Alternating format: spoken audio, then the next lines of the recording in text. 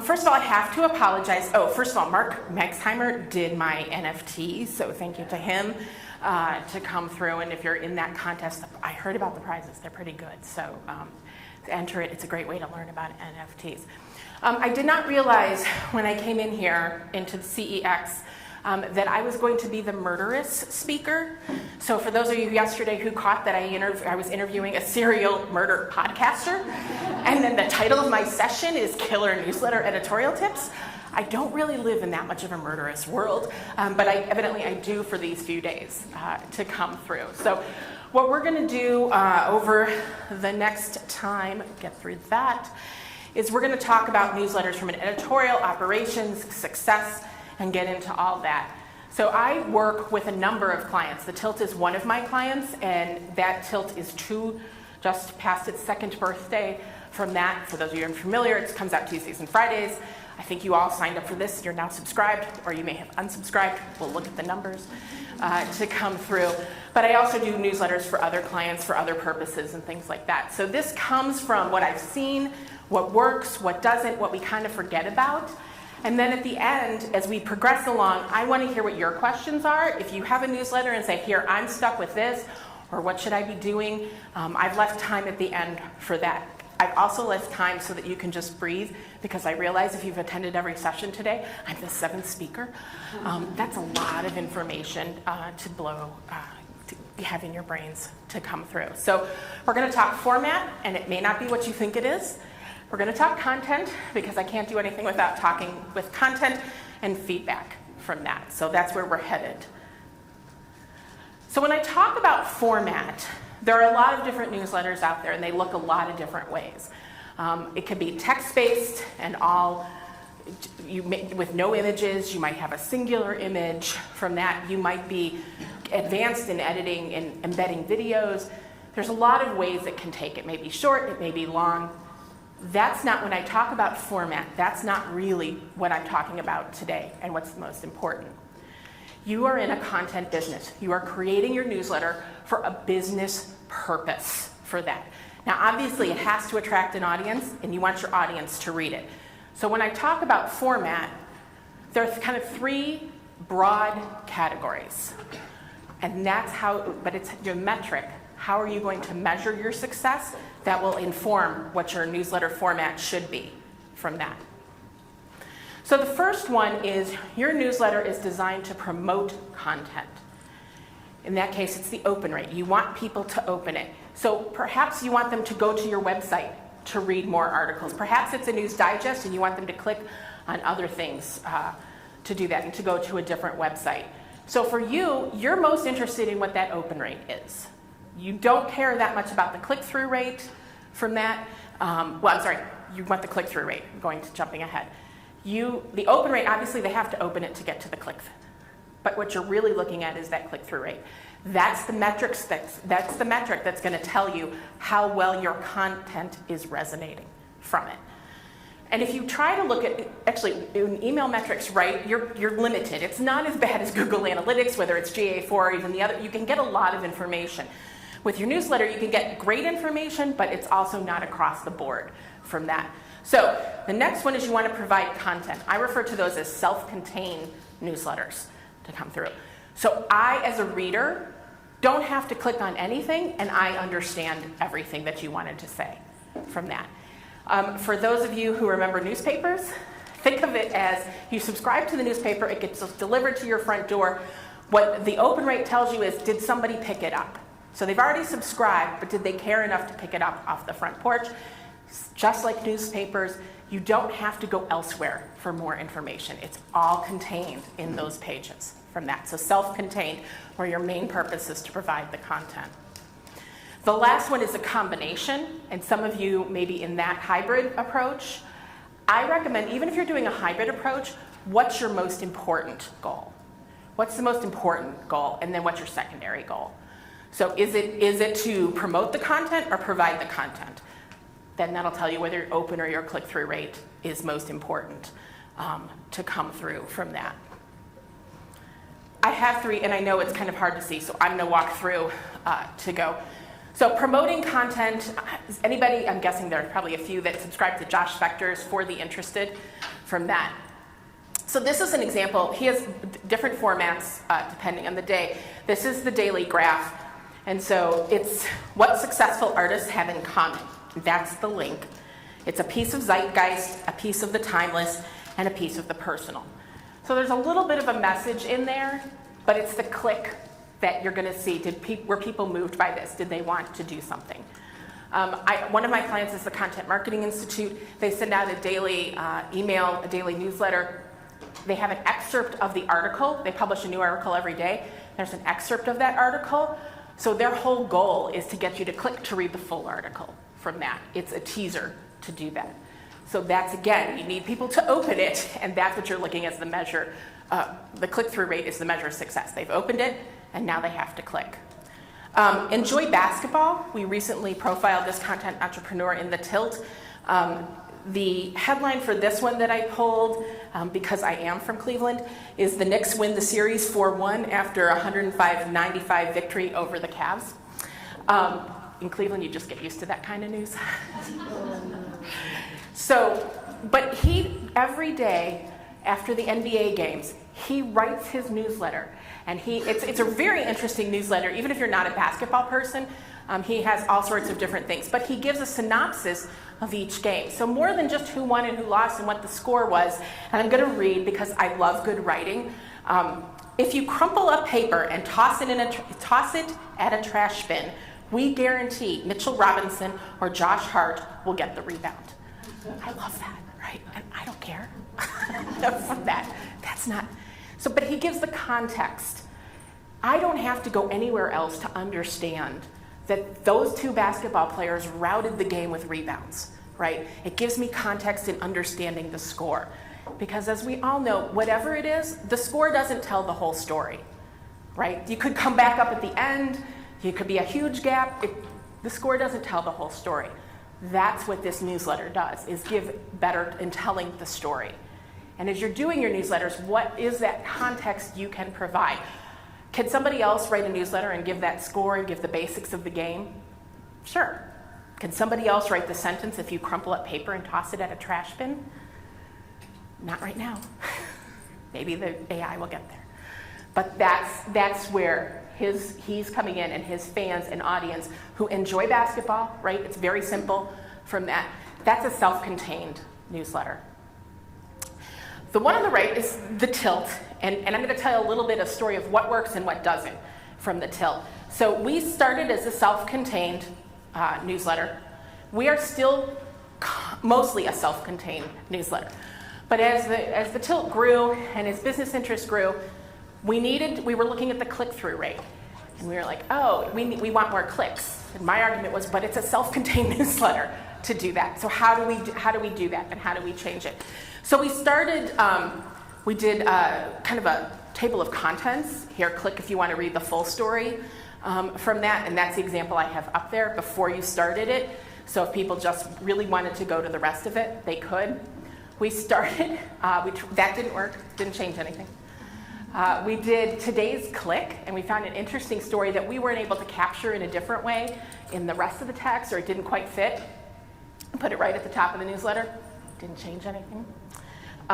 So we're not as worried about the click-through rate specifically. Now we have other ways for people to click. So we do a content entrepreneur spotlight in every Tuesday issue to get it's a templated version of bold kind of stuff. And then there is a text-based story on the blog from that. I'm going to talk a little bit more about how to use your newsletter and your blogs later. So there are ways for people to understand and click and go for more, and it's helpful, but it's not the only thing. So you can have your hybrid model to do that. Pause right now to say, once you know what your success metric is, then you can kind of move on to the content. And this section gets into both operations and planning and what you write about and how you do it. How many of you do a newsletter and are the only person, like you are the whole thing for the newsletter, right? So here's an editorial calendar. I get you, And I have been there and said, great, I know what I'm writing. It doesn't matter, right? Nobody else is going to look at this document. It doesn't matter what I do. I know that I have to do something for Tuesday or whatever it is. You know when things are due, and you tend not to, at least, I tend not to, when I'm solo, I tend not to write things down. So I won't put this on you, I'll put this on me from that. I know what's going on to do that. Except what I miss by not writing it down is the big picture, and in making sure all the details are there. So there's two documents. I've got a calendar up here, which is really we're going to talk through it. Content calendar, production calendar. It serves a lot of things from here. The one that I don't have up here specifically is what I highly recommend people do is to create a template. Create a template in Google Docs, whatever, especially if you're sharing it with somebody else from that, create a template that hits every section of your newsletter so you don't forget. And then copy that template every time you go to create it. I do not recommend, and I have been there, and I won't ask how many people have done it, inputting your content directly onto your email platform and just typing it in as you're doing the design. Do it separately so that then you can proof it, you can go through and you can tweak it without worrying about the formatting and whatever platform you're using for your email system from that. So create the template with all your categories or sections from that, and so that way you know, oh wait, I forgot to do this. That happens from it. So you have your template. That helps you with the day-to-day and making sure you cover everything. Your calendar helps you see big picture. Am I covering everything? And adjust this to how it fits best for you, right? What is important to you? What are the things that you do? So I just created, and this is generic, publish date. So everybody's gonna have a publish date. We can pretty much guarantee that. In this specific one, as far as the content, I'm just talking, I listed the featured content. So there's featured content in each issue. This is a business type newsletter. So the featured content for April 24th was setting, and this is fake. So setting and updating business goals. May 1st was battling imposter syndrome as an entrepreneur, and May 8th is tax saving steps in 2023 from that. Just a few words that you now understand the angle of the story and what you're writing from that. And that's all you need to do. Now, can you shift this around? Of course, but at least you can get, and again, I would go farther out than this. I'm doing this so you could at least have a chance of seeing it on the screen. But I recommend a quarter, and actually having the calendar be there for all year, so if you get some ideas on something, you can plot it out far in advance, and then you don't have to start creating rows and things like that all the time. So do it for the year, but definitely kind of shape it out for the quarter, and then as each month comes along, really flesh it out and to be more specific from it. I recommend if you most of you tackle multiple topics within your tilt. So create a category. Know what your categories are from that. So if you were a barbecue, let's say somebody had a barbecue newsletter, right? The categories might be, you might have recipes, you might have restaurants, you might have the science behind barbecue. You might have a lot of different topics you can write about. Or categories. Why I recommend doing the categories is so you can see, am I giving them the full experience? What happens as a content creator, at least I found this to be true for me, and I found it to be true for others, you start with a topic, and because you're thinking of that topic, you think of related topics. And so if, like, for example, the imposter syndrome, if I started writing if this newsletter started publishing every article about the kind of the personal aspect for the business, the person who subscribes for strategy is going to say, well, they've shifted their focus if they pay attention enough. I'm going to unsubscribe because this is no longer for me. And that's what you don't want to have happen. And it wasn't deliberate. So this is what I'm saying is be deliberate and see, oh wait, I have too many of this and not enough of this to come through. I have keywords on here. I'm going to explain that in a minute why I have keywords on here. But I'm going to pause at the CTA. So the CTA is your call to action. What do you want the reader to do next? You know, you can have fans all over the place and really dedicated, and they want to do something. They maybe want, but what do you want to do? What do you want them to do? They need help in finding the direction to go into. And so often, and I have to say I'm the biggest, if you read the tilt, you're going to go, oh yeah, she forgot the CTA at different times.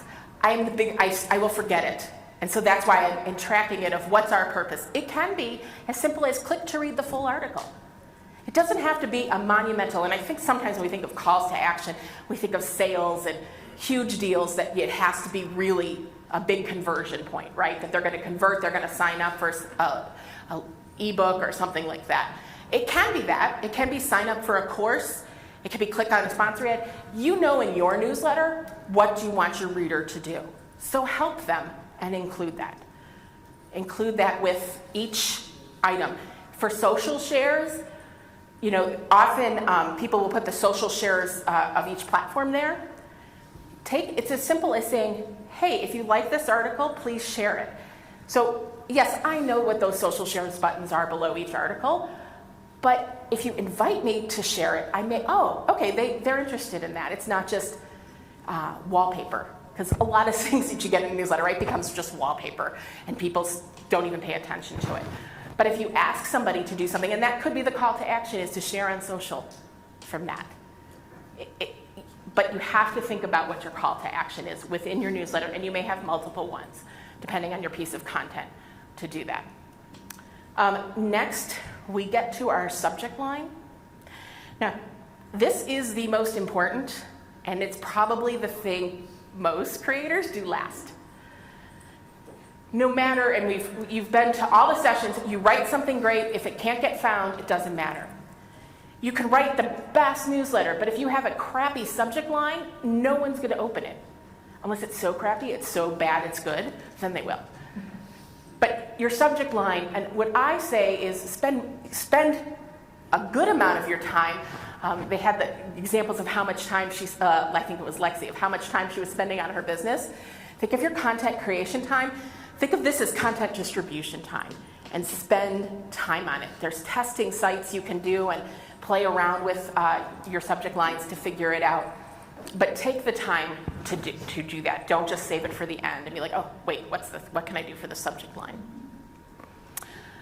The other parts of this, so production, this is simple. Is it published, or what's the status?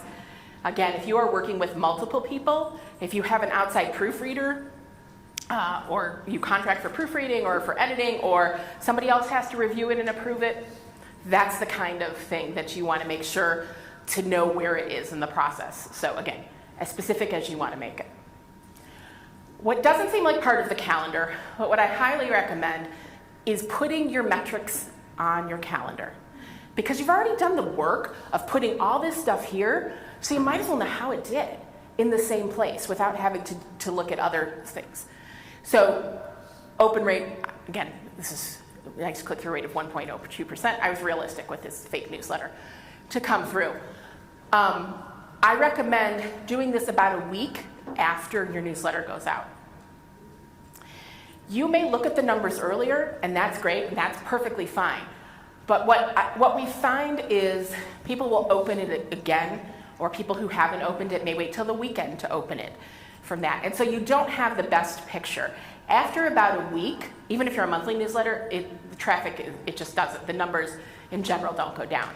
I will say that as a general practice, but look specifically at what works for you. Just don't look at the next day and make that, oh, okay, it didn't do well because it was this from that. And that's why I say go to about a week for that. But I just find it helpful because then as you're content planning, you now know what resonates better with the audience, keeping in mind the subject line still determines it. So it's not, oh, hey, they hate this topic. It's an indicator. When you look at those numbers and you see something that's changed, or you see one topic hit better than another, that's when you dig deeper, right? What did they click on? What are they looking? So it's just the first signal. Don't change your whole editorial strategy when you see the open rate, like, oh, it dived that day. I'll give you an example. So I was looking through some numbers with a client, and I saw there were 2 issues that dropped.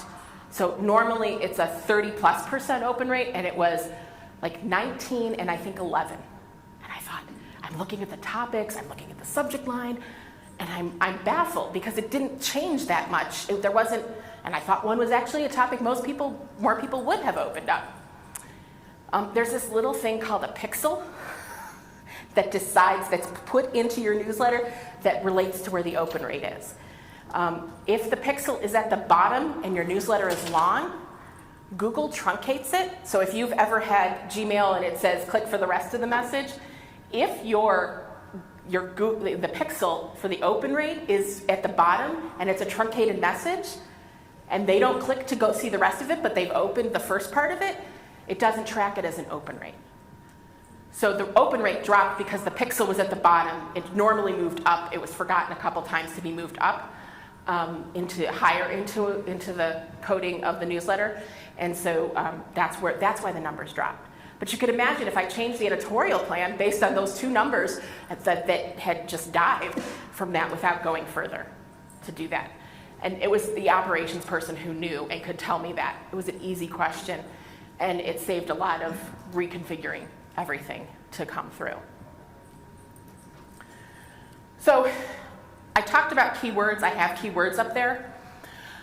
Here's the thing. You should get the most out of your newsletter, right? Lee Judge was talking earlier about getting the most out of your podcast. Newsletters aren't if you have your newsletter as a single page or as a link to your, the URL to get the newsletter, it doesn't have the juice that search engines are looking for.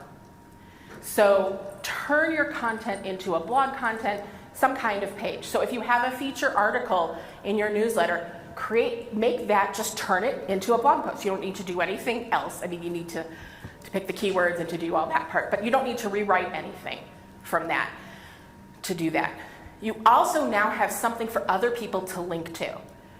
So since I do a newsletter that pulls from other people's content, one of the frustrating challenges is when the content is only in somebody else's newsletter, because I don't want to link to the whole newsletter. I want to link to a specific article in there. So sometimes I just don't do it. But having the links, allowing other people to link to your content, you also in that article can link to your own content. All those are signs that Google likes in general from that. So you're starting to get link benefits that you wouldn't if you just kept it in the newsletter from that. So repurposing the content, and you can video, podcast, social, stick the article in your ChatGPT and then ask it to do the socials. Involve your community, so guest blogging, guest articles that can work from that, but it doesn't have to be that big. Ask for ideas. So we do the things to know in the Tilt newsletter, and we do H/T, which means a hat tip to somebody who suggested it or who the original source was. So just invite people to participate in little ways, and they can see their own name, and they're part of the thing to come through. So you've got all this going, the feedback, and I'm guessing you can probably understand what the feedback is going to be. It's going to be your open rate. That's going to look at your sender, because sender makes a difference too. Your from line, the subject line and topic. Click-through rates, even if that's not a business priority, that can be a content priority to understand what resonates. What are they interested in learning more about? That can inform your calendar down the road. And then have social and community conversations to get into it. I would task this, and I thought of this idea, I'm like, I need to do this. So if you get a call from me, you will know why. Talk to one of your newsletter readers once a week. One reader once a week. Have a conversation. You can get a lot of information and learning from it.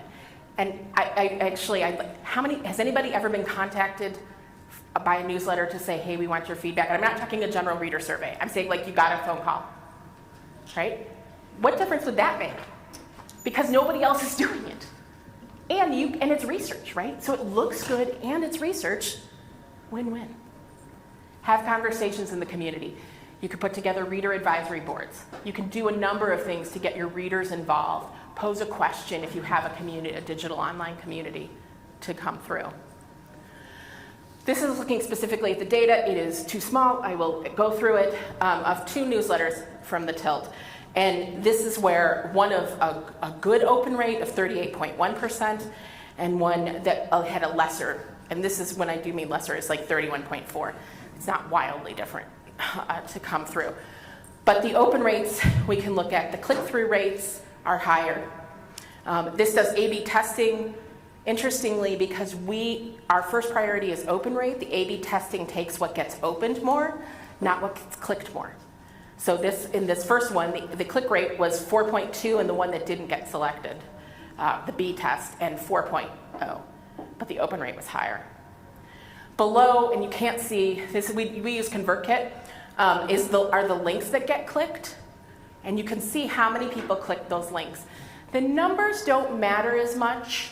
There's a security issue, and sometimes security programs will click every link, so I don't worry about the quantity of clicks, but I look to see what they're clicking on from that. So that first pay up, which is about overdue invoices, the most clicked, except for reading it online, was about the birds and the bees. The profile was on a woman who coaches parents on the sex education talk with their kids. That was the most clicked link in the issue. So look at those. That's what your readers are telling you. That's the feedback they're giving you of what they're interested in to come through. So it's just another source to come through. So wrapping up before I ask for your questions, make it personal. If you don't just do not reply as your sender. Make it personal. So have that from, not just, it doesn't have to be a personal name. It can be if that works for your brand, but make it so that they can actually reply to the email and then reply back and shock them that you actually read it. Referrals, and I'm happy to get more into this in the hall conversations. The Tilt has worked with partners, has a partner program, and increased about 1,000 a month through its partner program and subscribers this year. Mark Baxheimer is the one who's done the heavy lifting there. Subscribers, you'll see places like Morning Brew have referrals from that, so use your subscribers to recruit others to come through. And some platforms are doing it now that have where you can get referrals to come through. And involve your community. The more somebody feels a part of your newsletter, the more that they're going to keep opening it to come through. So what do you want to talk about? And what I'm looking for, if you have a question, certainly of anything I presented, or you have a newsletter issue you want to talk about, we've got a few minutes. And Darren has a microphone. So. I do. So raise your hand and I'll bring it to you. Hi. I really enjoyed the presentation. So my question is, so I have a newsletter that provides content, so it's basically everything in there, and then you close it and you're good. But my sponsors are asking about click-through rate. Yes. Does a view rate help kind of offset that? Does view rate even matter? Because I have people that revisit it multiple times. I don't really know how to combine that. Well, and that's where I think also starting and explaining your strategy, right from the very beginning. Now, don't get me wrong. I don't think that's the foolproof solution that they're going to, oh, okay, well, then we don't care about click-through rates. I'm not that naive from it. But explaining that you have a reason for something at least gives them a confidence that you have a reason for something. And you're not just like, why is it valuable to be self-contained, and explaining that. That also could help the sponsor stand out, right? If somebody's going to click and have to go through, then the sponsor from it, that's a bigger, it's going to stand out more than a bunch of clicks. So that's my quick positioning on it. But I think even just explaining that there's a reason for it and how your audience works well with that and why you're concerned if that's the way it's measured, you're concerned because your primary concern is your audience, right? That's the valuable asset, and you don't want to do something that changes that dramatically. So that's my quick version. I think there's... Thanks for the presentation. Quick question. How do you delineate between a newsletter and a long-form blog post that you send through like MailChimp? I don't really. I mean, here's the thing. It's what you call it. Mm-hmm. Your readers don't care. If they're not calling it, I got this newsletter from that. If it's good content, it's good content. So we use the generic term newsletter. But no, I've seen many who are just, they put the blog post in there effectively, and that's their newsletter from that. And does embedding video or images affect, have you seen any data on, does that affect the open rate or the click-through rate or any of the statistics? It can affect it, and that's like the Tilt does not use, it uses one image on the full Tilt from that.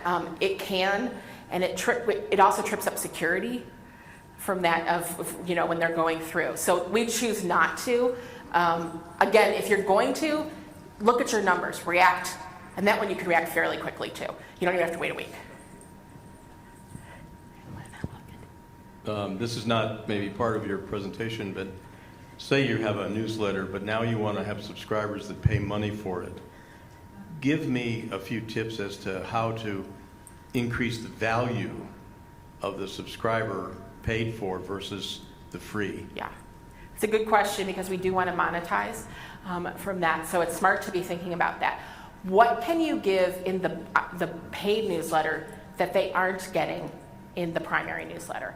So is it personal, right? So maybe it's you can answer questions. Without getting to your specific content tilt, if somebody was doing it with the tilt, maybe it could be a premium service to get to ask a question of Joe or of me to do that and answer it. And everybody else gets to see the answer, but then there's that you get to ask a question, right? So there's ways of what can you make it to feel a premium based on what you already know that they're looking at from that. I think John had a question. Thank you, Ann. Along the same lines, when you're trying to build a subscriber base, you touched on this a little bit, Yeah. but I'm wondering what some of the tips you have are in terms of trying to do that. Yeah, that's the hard part, right? Is getting started and building your audience from that. That's where I would go to other channels you have and other channels where people are, and kind of starting to promote and preview your content, review your content. But partners are the key. And again, that's where is your audience already subscribing to a newsletter of a similar, that there's some overlap. It doesn't have to be the exact same thing, but is there overlap where an audience you're targeting already has a newsletter from that? And then what could you possibly trade? Or could you, some places it's a small fee. But promote because you already know they're interested they're probably interested in the topic and they're interested in newsletters. And so those partner trade promotions. I have to talk to you then because my newsletter is about content marketing. I can at least give you the name to call. From that. My newsletter's got a small number of subscribers, but a high open rate, and I send it out monthly, and it's personalized, like it's a fairly personal introduction, and a lot of content. So I could easily send it out as far as content goes once a week. But I would struggle to do the personalized, heartfelt, buttery toast, warm butter on whatever. Yes, that, yes. Once a week. Yeah. I can butter your toast once a month, but not once a week. So It's always good to know how frequently you can butter and manage it in your life.